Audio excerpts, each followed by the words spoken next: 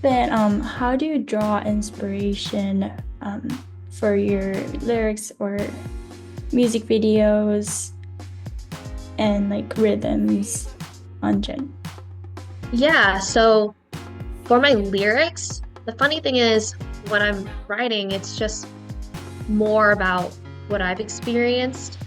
When there's an emotion behind the lyric, it easily drives me to get it done faster. Mhm. If I feel like, oh, I have an idea, and it's about for example, if I watched like the show Bridgerton, you've probably heard of that show, super popular. Uh, and the two characters are enemies to lovers, it's like, okay, I would love to write about that, but I've never experienced it. So I try to step and be empathetic, step myself into their shoes and just be a storyteller, right? An observer. Um, and then in terms of what sonically I'm inspired by, it's really just 80s pop, Vietnamese pop like Min. I love what she's doing. Um, in Vietnam. She's even had some English singles too. So studying how she puts Vietnamese traditional instruments in her pop music. Um, and I love Mariah Carey. I loved her since I was a kid. What I said earlier, love her album, The Emancipation of Mimi. That's been such a sonically beautifully created album and inspiration for me for my music. And then another aspect I love is like 80s, like passionate rock ballads and pop, like Taylor Dane's Love Will Lead You Back. I think that's one of the ultimate epitomes, in my opinion, of that decade, like 80s music, that raw passion, the rasp, the huskiness in her voice. Um, and so that actually inspired a bit of You Got Me with the guitar, the intro and outro. So yeah, but I'm always wanting to experiment and go outside of what I'm listening to, always trying to absorb new things and add that into my music. You mentioned that the producer asked you to finish the song.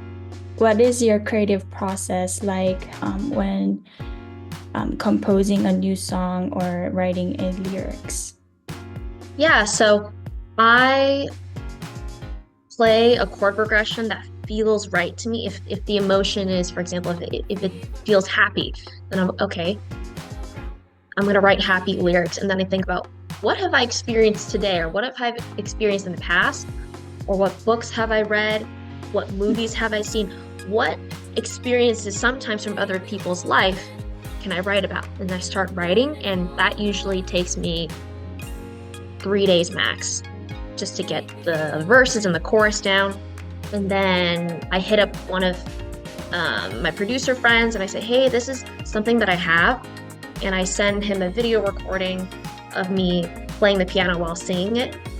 And then I go into the studio with the producer and I tell him or her, for example, when I worked on the song You Got Me, I worked with this producer named Josh Richens. I told him, okay, this song is about being attracted to somebody for the first time at a party, and you don't really know each other, you're strangers, so you develop like this crush on each other. And I told him the production needs to be dreamy, it needs to emanate those emotions. So he's like, okay, sure. And so he even let me experiment on the piano and do some of the instrumentation. And um, my thought process is the production is just as important as the lyrics, because the two and two really go together. I can't just go into the studio and say, I just want this beat, I just want this melody, that's it. There's always an emotional integrity and meaning behind it, and that's what I always do. I always dive deeper and deeper when I'm creating a song with somebody else. Um, how would you describe a majority of your music and the message behind it? I'd say the majority of my music, in a holistic umbrella sense, would be songs that are empowering, songs about self-love. I've even written songs that are more romantic, but it still goes to that place of empowerment, being like, hey, even though, like, for example, my song That Kind of Love, it's about me not really having much dating experience and not having a boyfriend yet. So I could have stopped there, but instead I was like, I wrote the lyrics. Don't get me wrong, I'm good with just me, but if that special someone comes along, I won't be obliged to say no. I'm really teaching my ladies here that you don't need to wait for a guy. You don't need to sit there and be like, when is he coming? When is he coming? You just focus on you. You're your own best friend. You got goals, aspirations, and dreams. Go for it. The right guy will come along. And my song Floating in Air, it's about self-love. It's about not anyone needing to validate you. I also have a song called Being a Becoming. There's a cultural aspect because I'm Vietnamese. I talk about my perspective being Vietnamese American, balancing my American side, balancing my Vietnamese side. Sometimes that can be hard. And I know other minority people like me can relate, especially people who are here who are born in America. And then the other perspective, like my Noi, my Banoi, and my Boi, and my mom and dad, their perspective of immigrating from Vietnam to here during the Vietnam War and facing those hardships. But then the commonality between those two perspectives is appreciating our culture, our love for our culture, being proud and standing in that. So my songs, it always goes to that place of positivity. Now there's some exceptions like State of Ophelia where it's more like, it's about overthinking and it's me questioning. It's like, will I ever get out of those piles of thoughts? Yeah. You mentioned about Fever, music video Fever. Can you tell us the process of making that song and the music video? Yeah. So it's such a cool serendipitous thing that happens because I didn't really try to chase this opportunity. It came to me. It was one night on March 17th. I remember this date exactly. My dad, he was still overseas in Vietnam doing business over there. He messages me on Facebook. He's like, hey, I know a producer that would love to work with you. And I was really excited, but also kind of nervous because I've never worked with a producer before. And so flash forward to August 2017 when I was 16 years old. My whole family and I, we flew to Vietnam and I met the producer and his name's Benjamin James. He talked about, Lexi, what do you want in your music? And I said, I want deep, heartfelt lyrics that are a little more on the sad side, but I want the production to be very upbeat, very fun. So the next day, my dad and I, we headed to his studio and Ben says, hey, I already have a song that I started writing with you in mind. I was like, sure, can you show me it? And it was Fever. And he's like, but Lexi, I need help writing the rest of it. Do you want to help me with that? So it was my first time dabbling in songwriting as well. And Fever, Ben and I, we wanted that to emanate a lot of deep emotions, meaning Fever is about healing through vulnerability, leaning on others, leaning on your family members, your friends, your loved ones for support, because you can never go through hardships alone. But then production-wise, when I was with Ben in the studio, I actually showed him a lot of fun 80s inspired K-pop songs like Girls' Generation song All Night. I showed him a disco song by Billin. He is a British DJ and producer. So I showed him a lot of different genres, meshed it together, and that's how the funk, neo-soul, and 80s sound was created. It was 5 hours of me recording in the studio, and it was my first time in a studio. So Ben was like, oh, can you do it again? And I'm only imitating him because he's British. And it was really fun stacking harmonies and doubling my vocals. And then the song was finally finished and sent to me when I was actually studying in my local library near my house. And I was studying for my history test. And he's like, okay, Lexi, it's finally done. And I listened it to the first time and I cried because it's just the first song that I've ever made with somebody else. And I thought it just touched my heart. And it's something that I've been dreaming about. And then as for the music video, flash forward, let's say 5 years later, met up with my friend Danny and his boyfriend Josh. We brainstormed what I want for Fever. I wanted one warm tone shot where I'm wearing a turquoise dress, yellow background. It emanates like the lyrics burning for your love, like that summer fever heat. So since I released Fever this past summer. Another scene where I'm singing in a karaoke room and Fever's in the background. I was inspired by I Love You Like a Love Song by Selena Gomez, her music video, because she also was singing with her song in the background.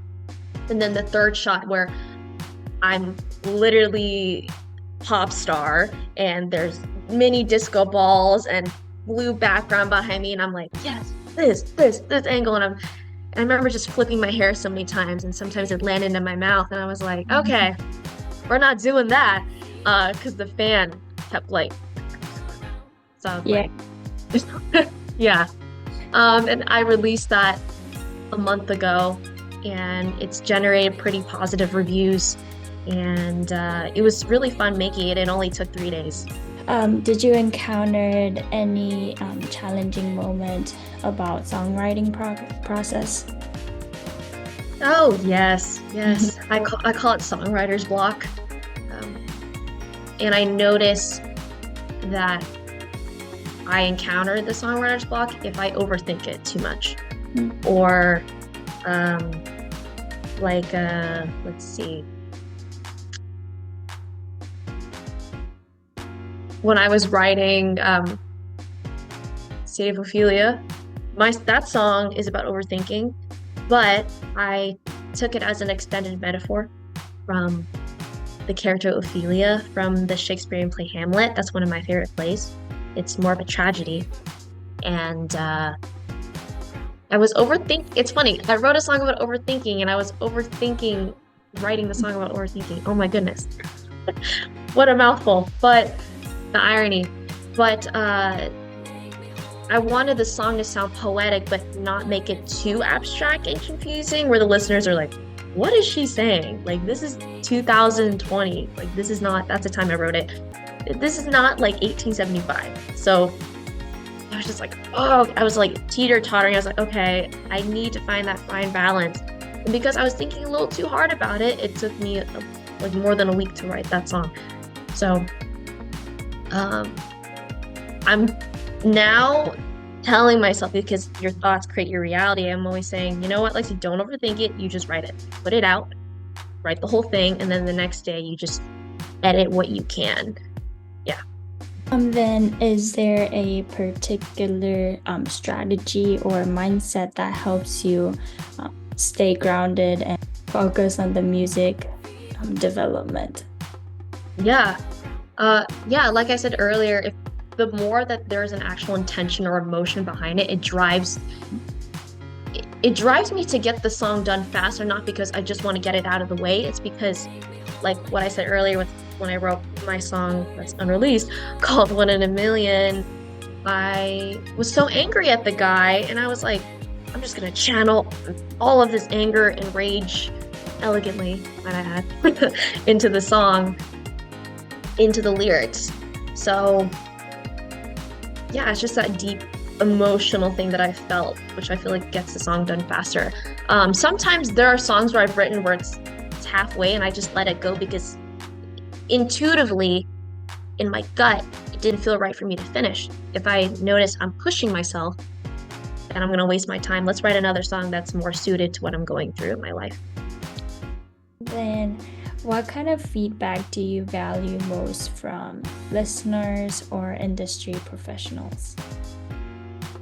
Yeah, so I actually got really good feedback from Anthem, the producer that I'm currently working with. He told me, he's like, Lexi, you need to open up your voice before we record a song. Can you sing me a song? So I was like, sure. So I sang in 2 songs. When I sang If I Ain't Got You by Alicia Keys, he's like, he's like, I need to really feel the passion from your voice, even when you're not on stage. Because I thought, okay, I'm just gonna sing for people when they ask me to sing, but when I'm on stage, I'm gonna go all out. And he said, no, you have to go all out every time you sing, even when you're in the studio. So he's like, he told me that I'm like an actress. I have to express myself with my face and my body. Because he's like, Lexi, don't just sit there and just sing. You gotta just feel the music. So that's something that I'm now really integrating with when I'm practicing, like, for my gigs at my studio. Another thing that I really value from uh feedback wise is like always on my voice.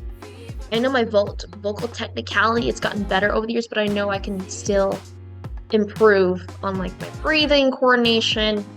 And so my vocal coach, Pete, he's like, make sure you take those really deep, he calls it triple breaths. He's like, make sure you breathe super deep because you don't want to pull from your throat and strain there because otherwise my voice is going to be damaged. So I don't really take it personally because I'm so passionate about this. I'm like, okay, let's do it. Like growth mindset. You know, why would I not want to be better in my career? If you could collaborate with any artist, past or present, who would it be and why? I thought of two people immediately. Pharrell Williams, the Neptunes, or Timberland. Pharrell Williams because the time he was part of this production group called the Neptunes with this other guy, and he helped Justin Timberlake with Rock Your Body. That's his song. He helped Mariah Carey's song Say Something. That's actually one of my favorite songs from her. And I really like the unique way that he flares the R&B sound. And it's not like typical R&B that you hear these days. And so I really want to recapture that sound. So it's my dream to sit in the studio with him and work on the productions of the song with him together.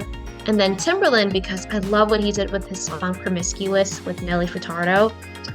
His beat making is excellent and top tier. It's so unique, once again.